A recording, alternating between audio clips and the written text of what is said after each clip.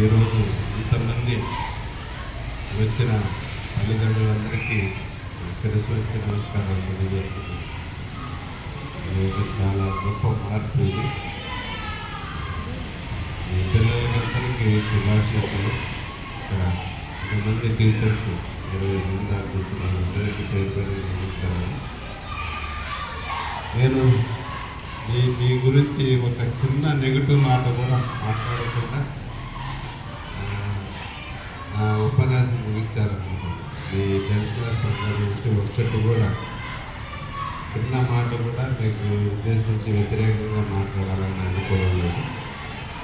మిమ్మల్ని పాజిటివ్గా మీరు ఆనందంగా మీరు 10వ తరగతి పరీక్షలు పాస్ అయ్యేదానికి నాకు తెలిసిన చిన్న చిన్న సలహాలు సూచనలు అయితే దానికి మైక్ తీసుకున్నాను. కాబట్టి నేను చెప్పే విషయాలు జాగ్రత్తగా ఉండండి. మళ్ళీ నేను అడిగినప్పుడు చెప్పాలి. 4 విషయాలు చెప్తాను, 4 విషయాలు మళ్ళీ నేను అడుగుతాను, అడిగినప్పుడు చెప్తాను. సపోజ్ ఇక్కడ ఇంచుమించు మీ స్ట్రెంగ్త్ 130 కానీ 92 మెంబర్స్ వచ్చారు, 38 మెంబర్స్ రాలేదు. ఫస్ట్ పాజిటివ్ అంశం ఏంటంటే మీరందరూ ఒక కుటుంబం లాగా ఫీల్ కావాలి. తోటి పిల్లకాయలు రాని వాళ్ళని వచ్చేటట్టు స్కూల్కి మోటివేట్ చేస్తున్నారు. అది మన మొట్టమొదటి సక్సెస్ మీలోనే ఉంది. మీకు అత్యంత ఆత్మీయులుగా ఉండే 4 ఫ్రెండ్స్ ఉంటారు కదా, వాళ్ళని ఎలాగైనా స్కూల్లో రెగ్యులర్గా వచ్చేటట్టు మనం ఏదైనా ఈ స్కూల్కి 100% పాస్ అయ్యారంటే మన అందరం ఇట్లా కాళ్ళ దగ్గర వేసుకుంటామా లేదా? అవునా కదా? నేను ఫలానా స్కూల్లో చదివాను, ఫలానా బ్యాచ్లో చదివాను, ఫలానా సంవత్సరం చదివాను, మా బ్యాచ్ మేమందరం కలిసికట్టుగా 100% రిజల్ట్ సాధించాము అనేది ఒక గొప్ప అనిపిస్తుందా లేదా? లేదు, కనీసం లాస్ట్ ఇయర్ కంటే ఒక 20% ఎక్కువ రిజల్ట్ పొందామనేది కూడా గొప్పగా చెప్పుకుంటామా లేదా? ఆ వైపు ఆలోచించాలి అందరూ కలిసికట్టుగా. అది మొట్టమొదటి విషయం. ఇంకోటి ఏంటంటే ఇంతమంది కూర్చున్నాం, ఇంచుమించు 2 hours కూర్చున్నాం, 150 మంది కూర్చున్నాం, ఇంచుమించు 300 hours అత్యంత విలువైన సమయం వృధా అయింది. నేను ఏ ఒక్క నిమిషం కూడా టైం వేస్ట్ చేయను. ఎక్కడ కూర్చున్నా ఏదో ఒక పనిలో ఉంటాను. ఫోన్ తీసుకున్నా ఏదైనా మంచి ఆర్టికల్స్ తయారు చేస్తాను. రోజుకు ఒక 5-6 గొప్ప శాస్త్రవేత్తలు, ఈ ప్రపంచాన్ని మార్చిన శాస్త్రవేత్తల గురించి అవుతారు. ఇంకా ఈ దేశాన్ని రకరకాలుగా ఎన్నో మూఢాచారాల నుంచి బయటికి తీసుకుని వచ్చిన వ్యక్తుల గురించి చూస్తాను. ఇంకా సంఘ సంస్కృత గురించి చదువుతాను. పెద్ద పెద్ద ఈ దేశం కోసం ప్రాణాలు కోల్పోయినటువంటి వ్యక్తుల గురించి చూస్తాను. ఇంకా దేశం కోసం పోరాటం చేసి ఉరిని ముద్దాడి ఉరిపోయి మీద ఎక్కిన వ్యక్తుల గురించి చూస్తాను. ఇలా ఎన్నో కొత్త విషయాలు నేర్చుకునే కొద్ది కొత్త విషయాలు నేర్చుకునే కొద్ది నాకు ఎక్కడ లేని ఆనందం ఉంటుంది. ఈరోజు నేను చాలా హ్యాపీగా సక్సెస్ఫుల్గా నా సమయం మాట్లాడడం లేకపోతే నువ్వు వచ్చి ఈరోజు నా జీవితంలో ఈరోజు నాకు లభించినటువంటి సమయాన్ని చాలా విజయవంతంగా పూర్తి చేశాననే ఫీలింగ్ కలుగుతుంది. మీకు కూడా నేను కోరేది ఏంటంటే, నాకేం అవసరం లేదు, 6,000 వచ్చేసాయి. నేను చదువు చెప్పకపోయినా, కొత్త విషయాలు తెలుసుకోకపోయినా, ఏం చేసినా నా జీవితం నాకు వస్తుంది. కానీ మీ పరిస్థితి ఆలోచించండి. నిరంతరం కొత్త విషయాలు నేర్చుకోవడంలో అద్భుతాలు జరుగుతాయి. మీరు చిన్న వయసే 10th అయిన సెలవుల్లోనే ఏదైనా కొత్త అద్భుతమైన ఆలోచన వచ్చి దాన్ని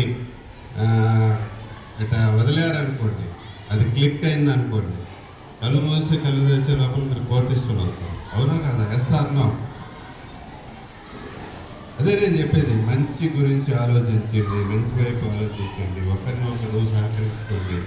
ఇప్పుడు మాట్లాడుకున్న ఆవేశంగా ఇప్పుడు అబ్బాయిని ఏదో ఎంతో ప్రేమతో సారు చెప్పాలనుకుంటే ఆ అబ్బాయి ఫీలింగ్ ఏంది? ఎదురన్నా ఇంత మందులో నన్ను లేపారని వాడి మొహంలో ఎక్కడ లేని కసి, కోపం, ద్వేషం అది పోవాలి. పెద్దవాళ్ళంటే విపరీతమైన ప్రేమ, అభిమానం, ఆత్మీయత నరాన ఉంటే మీరు ఎక్కడికో వెళ్ళిపోతారు. అదే ఆ ప్లేస్లో ద్వేషం, కోపం, చిరాకు ఏదో చేసేయాలి. ఏదిలా చేసేది? ఒకరినొకరు ఏం చేస్తారు? ఏం చేసుకుంటారు? ఒకరినొకరు కోపంతో ఏం చేసుకుంటారు? మనల్ని తగలబెట్టుకుంటారు. అవునా కదా? నా కోపం బాగా పెరిగింది, ఏమవుతుంది? బీపీ వచ్చి, షుగర్ వచ్చి, హార్ట్ అటాక్ వచ్చి వస్తారు. అంతకుమించి ఏం జరగద్ది? ఏం జరగదు. అవునా కాదా? అదే ప్రశాంతంగా, ఆనందంగా, హ్యాపీగా మనం పక్క వాళ్ళని బాధల్ని, కష్టాలని పంచుకుంటూ, మనకు తెలిసిన విషయాలు పక్క వాళ్ళు షేర్ చేసుకుంటూ, వాళ్ళకి తెలిసిన విషయాలు మనం తెలుసుకుంటూ, అద్భుతాలు చేసుకుంటూ పోతే ఆనందంగా ఉంటే జ్ఞాపశక్తి బాగుంది. నేను చెప్పే అంశం గుర్తుపెట్టుకో. మనం ఆనందంగా ఉంటే మన మెమొరీ లెవెల్స్ బాగుంటాయి. మనం కోపంతో, ద్వేషంతో రగిలిపోతుంటే ఏమీ గుర్తుండదు. మా మెదడులో జ్ఞాపక శక్తి అనేటువంటి అదే పని చేయకుండా ఆగిపోతుంది. గంట క్రితం నువ్వు నేర్చుకునే విషయాలు కూడా గుర్తుండవు. అదే నువ్వు ఆనందంగా, ప్రశాంతంగా ఉంటే ఎప్పుడెప్పుడో మర్చిపోయిన విషయాలు కూడా ప్రశాంతంగా గుర్తుకొస్తాయి. అది అలవర్చుకోండి. డిఫరెన్స్ అర్థమవుతుందా? ఆనందంగా ఉంటేనే అన్నీ లభిస్తాయి. కోపంతో, ద్వేషంతో, చిరాకుతో, రకరకాల నెగిటివ్ ఫీలింగ్స్తో ఉంటే మనల్ని మనమే నాశనం చేసుకుంటాం. కాబట్టి దయచేసి ఇంకోటి, ఇక్కడ వచ్చిన పేరెంట్స్కి నా చిన్న రిక్వెస్ట్ ఏంటంటే, దయచేసి ఇప్పుడు చూడండి, ఇంతమంది రాలేదు. వాళ్ళకి మన టీచర్స్ ఏం నేర్పిస్తారు? 10th క్లాస్ వచ్చిన తర్వాత ఎవరో ఒకరిద్దరు పిల్లలు, అది కూడా అనారోగ్య పరిస్థితుల్లో, మంచం మీద కదలలేని పరిస్థితుల్లో ఉంటే తప్ప స్కూల్కి రాని పరిస్థితి ఉండకూడదు. దయచేసి పిల్లలందరినీ స్కూల్కి వచ్చేటట్టు మీరందరూ మీ చుట్టుపక్కల ఉంటారు, మా పంపించు పిల్లల్ని, లేకపోతే వాడి వల్ల మా పిల్లకాయలు కూడా చెడిపోతారు. నష్టమేందంటే మనం ఏమనుకుంటాం, మన బిడ్డ స్కూల్కి పోతే సార్లని మనం అనుకుంటాం.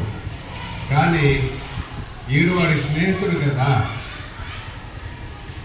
ఇప్పుడు ఈడు ఎంతో మా చుట్టుపక్కల పిల్లకాయలు కూడా అంతే, వాళ్ళ ఎఫెక్ట్ వీళ్ళ మీద పడుతుంది. ఈడు బాగుపడితే వాడు చూడలేడు, ఎటాగైనా వీడు చెడగొడతాడు. మన బిడ్డలు చుట్టుపక్కల పిల్లకాయలు చెడగొట్టుకుంటూ ఉండాలంటే వాళ్ళని కూడా మనం స్కూల్కి వచ్చేటట్టు, మనం తల్లిదండ్రులతో మాట్లాడి ఎలాగలాగా స్కూల్ పంపించేటట్టు ప్రయత్నం చేయాలి. ఆ విధంగా అందరూ బడికి వచ్చేటట్టు ప్రయత్నం చేయండి. నేను ఇప్పుడు పోయి ఎస్ఐ గారిని వాళ్ళని కలుస్తాను. నేను మాత్రం చాలా సీరియస్గా ఉన్నాను. వీలైతే ఎస్పీతో కూడా కలుస్తాను ఈ school. No doubt at all, దీంట్లో తగ్గేదే లే.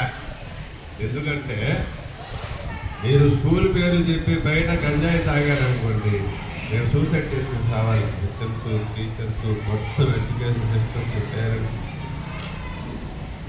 అంటే వ్యవస్థ అంత ఘోరంగా ఉంది. అసలు ఏంది? అరే నాయన జరుగురా నాయన అని అంటే టిఫిన్ దగ్గర ఒకడు పిల్లోడు, చిన్న పిల్లోడు, 17 ఏళ్ళు కూడా లేవు, కత్తి తీసుకొని కరెక్ట్గా గుండెల మీద గుద్దాడు. ఆయన ఇంత పెద్ద 6 అడుగుల ఆజాన బావుడు, చిన్న పిల్లోడు, గంజాయి తాగి. ఏంది, ఎక్కడికి పోతున్నాం? కాబట్టి దయచేసి ఆ పరిస్థితుల్లో మనం ఇరుక్కోకుండా ఉండాలంటే స్కూల్లో ఇంటి దగ్గర నుంచి బయలుదేరామా, నేరుగా స్కూల్కి వచ్చాము. ఆడపిల్లకాయలు అయితే తల వంచుకొని, బుర్రకాలు వేసుకొని, తల ఇటు తిప్పకుండా ప్రశాంతంగా స్కూల్కి వస్తారో వాళ్ళకంటే ఎక్కువగా జాగ్రత్తగా బాయ్స్ కూడా స్కూల్కి రావాలి. అలా రాని పిల్లకాయలు ఉంటే దయచేసి మీరు కొన్ని రోజులు ఇంట్లోనే ఉంచుకోండి. తలుపులు తాళం వేసుకొని వాడు మారాడనే నమ్మకం కలిగేదాకా 10 రోజులు మీ ఇంట్లోనే భద్రంగా దాచుకోండి. వాడు మారాడనే నమ్మకం కలిగితే అప్పుడు స్కూల్కి పంపండి. లేకపోతే ఏమవుతాడు, వాడు స్కూల్ కానీ బయలుదేరుతాడు, మీరేం ఫోన్ చేసి కనుక్కోలేరు, స్కూల్లో ఉన్నాడా బయట ఉన్నాడా తెలుసుకోలేరు. మీరేమో స్కూల్లోనే ఉన్నారనుకుంటాడు, వాడు ఎక్కడెక్కడ తిరుగుతుంటాడు, ఏ సాహసాలు తిరుగుతాడో, ఏమేమి చేస్తాడో ఎవరికి తెలియదు. కాబట్టి దయచేసి మ్యూచువల్గా అండర్స్టాండింగ్, అంటే ఇక్కడ మెయిన్ ఏంటంటే బడికి వస్తే ఖచ్చితంగా పాస్ అవుతారు. కావాలంటే నేను రాసిస్తాను ఆ పిల్లకాయలు, నా నెంబర్ నోట్ చేసుకోండి. మీకు ఏదైనా మానసిక సమస్యలు ఉంటాయి, పిల్లకాయలు ఎక్కువగా డిస్టర్బ్ చేస్తుంటాయి. లేకపోతే మీరు కూడా చాలాసార్లు చెప్పాను, మొన్న కూడా చెప్పాను, మీకు ఏదైనా చదువులో మంచిటలో ఏదైనా సమస్యలు ఉంటే నా నెంబర్ తీసుకోండి. నేను ఫ్రీగానే ఉన్నాను.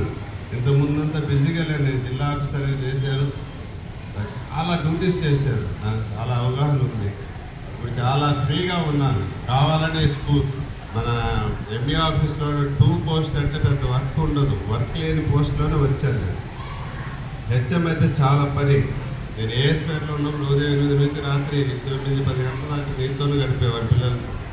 ఇప్పుడు మీ అదృష్టం ఏంటంటే నేను మీకు స్పెషల్ ఆఫీసర్ కావడం. మీరు ఏ నిమిషం ఫోన్ చేసినా నేను 9:30కే పడుకుంటా. ఉదయం 3:30 నుంచి మేల్కొనే ఉంటా.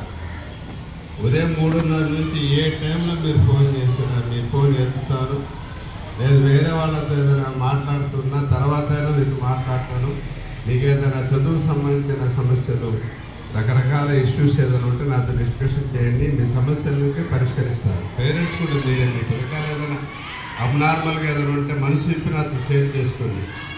ఆ సమస్యల నుంచి మీరు ఎలా బయటపడాలో నేను యాజ్ ఎ పేరెంట్గా ఎక్కువగా విశాలమైన అవగాహన ఉండే వ్యక్తిగా, సైకాలజీ చదివిన వ్యక్తిగా, ప్రపంచ జ్ఞానం మెండుగా ఉండేటువంటి వ్యక్తిగా, ఎన్నో పోస్టులు చేసి 40 ఏళ్ళ అనుభవం ఉండే వ్యక్తిగా మీకు నేను నాకు తోచిన మంచి మంచి సలహాలు ఇస్తాను. మీకు అండగా నిలబడతాను.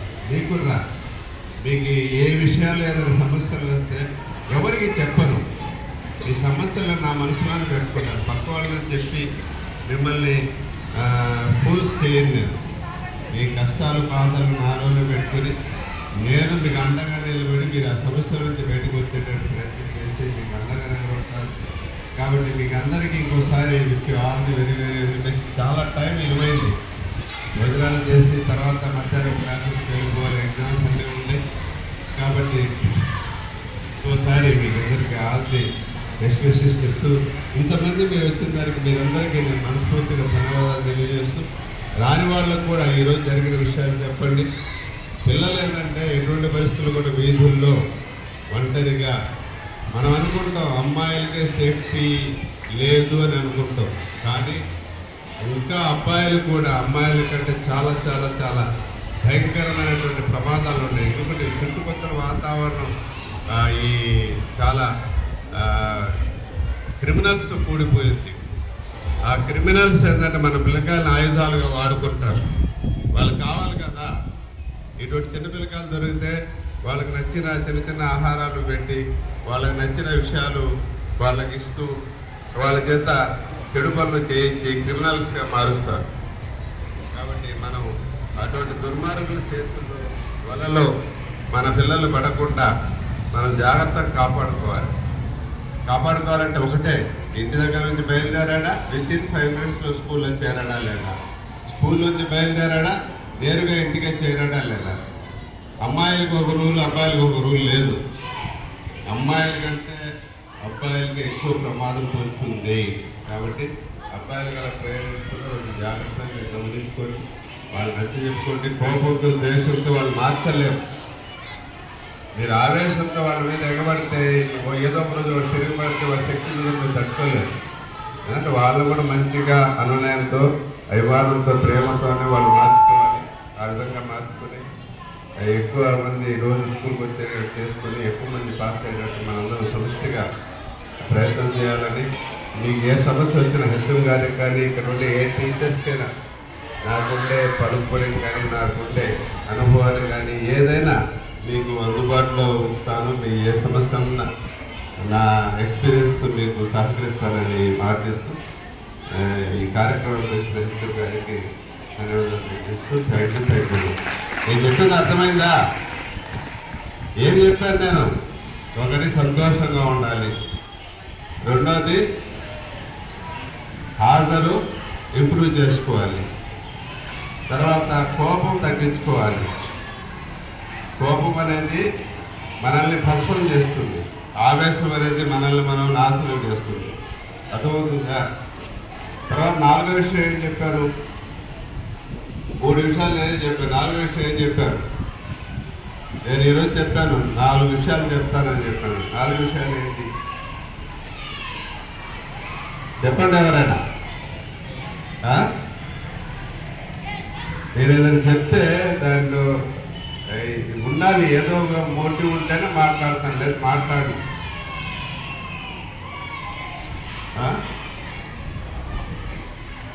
అది పేరెంట్స్ టీచర్స్ ఒక అవగాహన ఉండాలి. పిల్లోడు బడి రాలేదంటే టీచర్కి తెలిసిపోవాలి, పేరెంట్స్ నుంచి ఈ కారణంతో మా బిడ్డ రాలేదు అనేది హెచ్ఎం గారికి కానీ పేరెంట్స్ కానీ తెలిసిపోవాలి. వీళ్ళు బతిమలాడకుండా మీరు ఫోన్ చేయకూడదు. అలా రిలేషన్ ఏర్పడితే పిల్లోళ్ళు చెడిపోయేదానికి అవకాశం జీరో అయిపోతుంది. తర్వాత ఇంకోటి ఏంటంటే, దయచేసి స్కూల్ అని పెట్టి బయటికి తిరిగే పిల్లకాయల్ని వాడు మారేదాకా ఇంట్లోనే తలుపులు వేసి జాగ్రత్తగా భద్రంగా చూసుకోండి. లేకపోతే చేతికి చిక్కరు. ఆ జాగ్రత్త పాటించి నాయన చదవడం రాయడం ప్రాక్టీస్ చేయరా. నువ్వు రోజు బడికి పోయే పరిస్థితి, కరెక్ట్గా స్కూల్ పోయే పరిస్థితి బయలుదేరి లేదు. నువ్వు బయట అటు ఇటు తిరిగామంటే మేమందరం జైల్లో పోతే మేము వచ్చి జైలుకి వచ్చి నేను కాపాడుకోవాల్సి వస్తుంది. ఇక నేను నీ జీవితం నీ చేతులు ఒకసారి రాంగ్ వేలో పోతే ఆయన జీవితం ఆయన కంట్రోల్లో ఉండదు, ఎవ్వరు కాపాడుకోలేరు. ఆ పరిస్థితుల్లో నువ్వు ఇరుక్కు ఉండాలంటే నేను చెప్పినట్టు నేను కాళ్ళగానే బతుకున్నాడైనా ఆయన ఇంట్లోనే పెట్టుకోవాలి. అర్థమవుతుంది కదా. సార్ కూడా నేను చెప్పేశాను, పేరెంట్స్ బతుకులాడి కారణం లేకుండా బడికి రావాలని పిల్లకాయలకి వాళ్ళ ఇంటి దగ్గరే ఉండమని చెప్పండి. హాల్ టికెట్స్ ఇస్తాం, చదువుకుంటాం. వాళ్ళే ఏం చేస్తారు, మిగతా వాళ్ళందరూ జరగొడతారు. అవునా కదా. ఎవరైతే ఇరెగ్యులర్గా బయట దరిద్ర పిల్లకాయలు తిరిగి వచ్చాడో వీడేం చేస్తాడు, రేపు బలి ముందర ఆడని పోకూడని ప్లేసులకి ఈ మిగతా వాళ్ళు కూడా లాక్కొని వెళ్ళిపోతారు. జరిగేది అదే కాదా, ఇంకోటి జరుగుతుందా? పిల్లడు చెడిపోయాడు, వాడిని మనం జాగ్రత్త చేయకపోతే వాడు ఏం చేస్తాడు, మిగతా పిల్లకాయలందరినీ కూడా తీసుకుని పోయి నేను అక్కడ చెడ్డవాడు కాకూడదు కదా, వీళ్ళందరినీ చెడగొట్టేయాలి. కాబట్టి అది చేయాలంటే మొదటి పిల్లోడికైనా మనం జాగ్రత్తగా అందరూ కలిసికట్టుగా కాపాడుకోవాలి. వాడు తెలిసి చేసేది కాదు, వాడి మానసిక పరిస్థితి బాగాలేదు కాబట్టి మానసికంగా వాడిని మనం నయం చేసుకోవాలి. ఆ విధంగా అందరం కలిసి కట్టుకొని బాగా కృషి చేసి మంచి ఫలితాలు సాధించాలని కోరుకుంటూ థ్యాంక్ యూ.